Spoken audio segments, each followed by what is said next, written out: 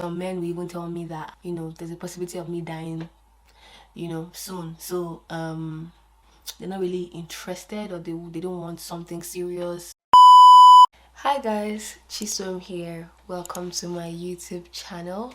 Hope you're doing great today. And as you must have seen from the title of this video, today we'll be talking about how to make lemonades when life gives you lemons. So pretty much, everybody has something that they are dealing with, and that's just life. So I'm hoping that after you're done watching this video, you'll be able to get the courage to actually make something good out of the bad situations that you find yourself in, or somehow just try to navigate it. So you might have watched one of my YouTube videos where I talked about how I found out that I had sickle cell disorder at the age of 19. That was when I found out, but I have been dealing with this disorder pretty much all my life. So it's definitely safe to say that this disorder is pretty much the lemons that life has given me. And in this video I'll just be sharing how this disorder affected me, and how I've been able to navigate this life, make lemonades, and still move on with a smile. And I hope this encourages you as well. So first of all, sickle cell affected my friendships, or the way I just connect with other people. So I grew up in a very strict household. I wasn't allowed to go out with friends. I wasn't allowed to do all that social stuff. I never went to prom, and all of that. So what that did to me was, sometimes I just couldn't relate when people were talking. Oh, we hung out yesterday, we had a nice time, we met today with this. I just couldn't relate, and that's why till today I don't really have so much memories from my primary and secondary school, because I didn't really mingle. Of course, when I found out about my genotype, I then realized that my parents were just really trying to protect me the best way possible. And when I found out that, okay, this is my lemons, what do I do in terms of friendship, I kind of evaluated my friendships, and I told myself, you know what, I actually want to make friends, but I wasn't going to go out of my way in the way that it hurt me to make friends. What does that mean? I know that I'm not that kind of friend that you can call up today and say, let's hang out. No, I'm not that kind of friend that, okay, we made plans for 2 months ahead of time. That date can come and I would have to cancel because I'm not feeling well. It's just one of the perks of having this disorder. So what I told myself was, you know what, I'm going to be that kind of friend that would always check up with you via chat. I would chat you up, I would want to know how you're doing. I'll be that kind of person that even if we don't speak 2 months, the time that we actually do speak, chat, video call, whatever, we would definitely catch up, and it would definitely never be awkward. And I just also told myself that, you know what, anybody that I'm really going to make my friend understood where I was health-wise, because you can't understand the kind of person I am and how I navigate friendships without knowing the kind of what I am actually dealing with. So I made friends with people that actually understood, and most of my close friends have been with me one way or the other during difficult times in terms of crisis and all of that. Like, they have seen me in my worst, just yeah. So I just said that, you know what, this is kind of friend I'm going to be. And of course, I don't expect them to go over and beyond for me in return, because if I'm just that kind of friend that it's okay chatting up with people, talking once in a while and all of that, I shouldn't be expecting the other person to go above and beyond. I'm just a very realistic person. You might be in that situation where you're like, okay, you don't have friends because of maybe what you've been through, how you grew up and all of that. It's just navigating it and saying, okay, do you actually want to be able to make valuable friendships?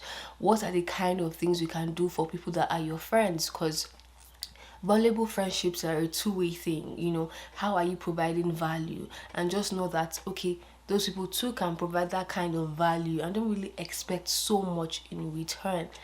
That's just the way I navigate life, and it has been helping me. The second effect of this lemon that life has given me is physical weakness. So as a result of having sickle cell disorder, I am always physically weak. And when I was a child, my parents would call me lazy. Like, I was called lazy every other day because I just was tired.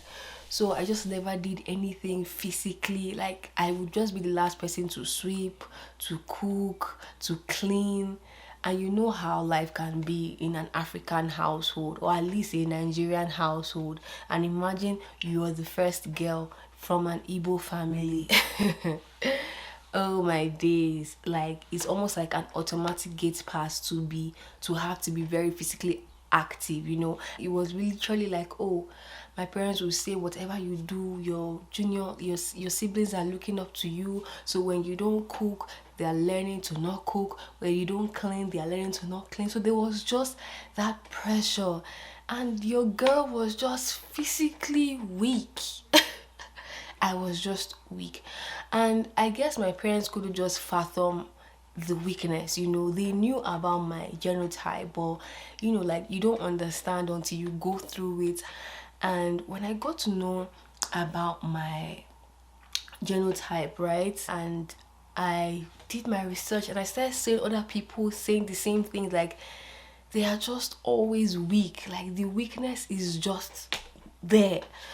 And I told myself, you know what, this is definitely a problem, and how am I going to navigate through it? Because physical weakness is something that affects every part of my life. If I know that I'm not going to be active, I can't be cooking every day, I can't be cleaning every day, I can't be doing all that physical stuff, I can't do jobs that require so much physical commitment, that kind of thing.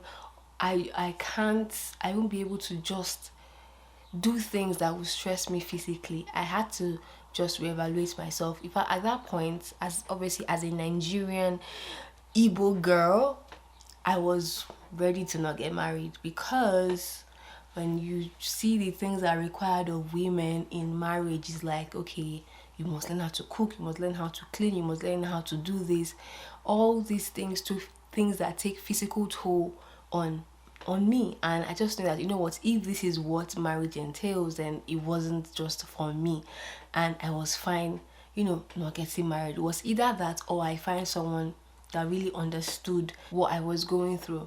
So how did I navigate this? Obviously, was just telling myself, you know what, I don't have that physical strength as others do.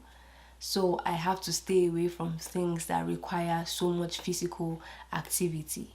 So that affected my love life.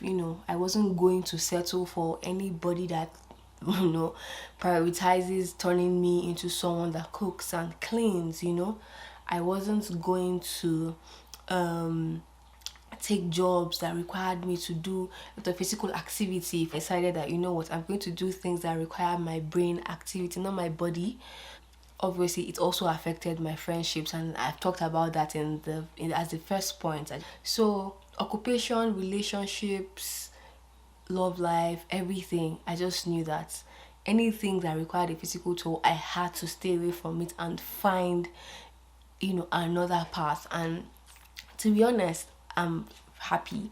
I think the last but not the least, and or actually the third point of this is this disorder affected my puberty. So I am that girl, like, literally every of my mates, I was already saying, physical attributes. When a girl is growing up, you begin to see things, and people already start seeing their period. I tell you, I didn't see my period until uni. On the period side of things, I just never really wasn't even interested, to be honest, because the whole idea, the whole concept was very frightening to me. So I was never really interested about that. But the part that really got to me was when I saw my mates, everybody were growing in the right places, and I was just there not growing, you know, nothing was happening.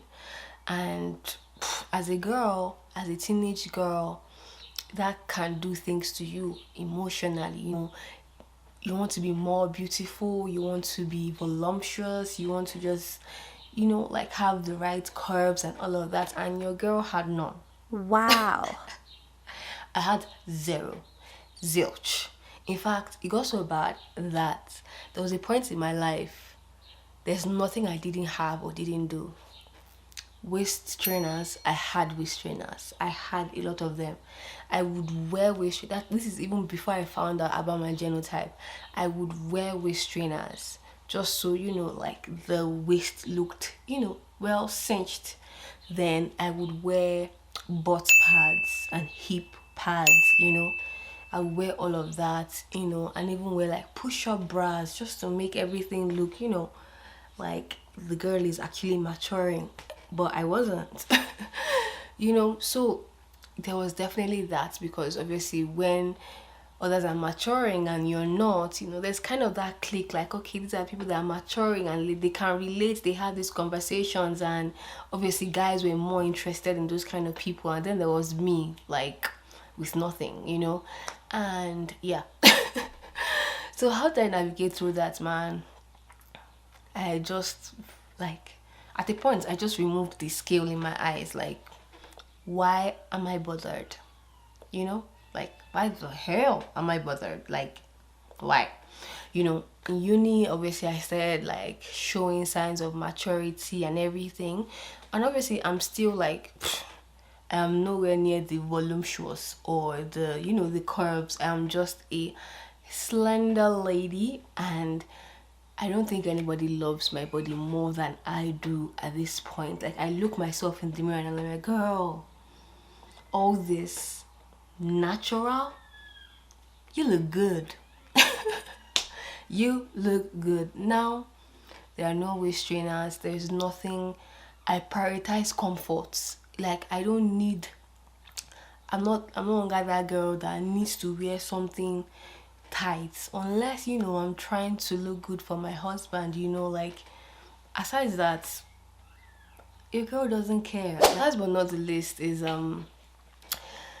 sickle cell affected my like love life, you know, in a way that obviously, like, some people don't like to hear it, but when someone has a health challenge, you know, when someone has health issues, they are automatically kind of not, like, not everybody's first choice, you know. Like, like, I will be sincere to myself, I wouldn't want to be with someone who has a serious health challenge. It's just the truth, because I know how emotionally, how that can just affect one emotionally. So I definitely get it. So while I was, you know, in relationships many years ago, some men will even tell me that, you know, there's a possibility of me dying, you know, soon. So they're not really interested, or they don't want something serious. Or there are cases where I would have feelings for someone who was, you know, not compatible in terms of genotype, and I would really really like them, and I would just really cry when I get to find out about their genotype, because it just spells doom. Relationships are kind of tough, you know, because bruh, it just took a special toll on me when people would just say some things like, oh, I'm like a ticking time bomb for death or something.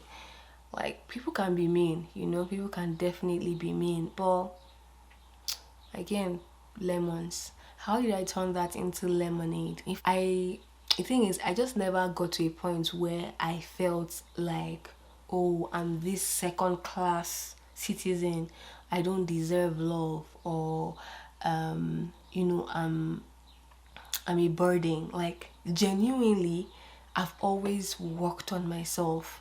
Like, there's nobody that can see me and say you don't bring value. Surprisingly, I know that yes, I would have people that will say these mean things, you know, to me, or just, but funny enough, I did have suitors. Some wanted to marry me, some wanted really serious relationships. Why I didn't really find it so surprising, is because I just know I'm a woman of value. I work on myself, like I don't let my genotype get to me. I don't let it really like weigh me down. Of course, I have bad days where I'm just like, you know what, I can't just do this anymore. But I'm just, I'm an ambitious lady. I love to get to work. I love to work. I love just being productive. When people get to know me, like they just value that friendship. I'm like that kind of person that even pushes people that don't even have my disorder to do better in their lives. That's the kind of person I am. In terms of relationships, yeah, some people ran away. Some people thought I was just going to die tomorrow. There are people that still wanted to marry me, wanted serious relationships, and I was the one turning them down. As a person, I am a woman of value and I do deserve good things, and the fact that I'm not like I have this disorder doesn't mean I can't get good things. And it's quite evident in my life. God blessed me with an amazing man. I am with my soulmate right now.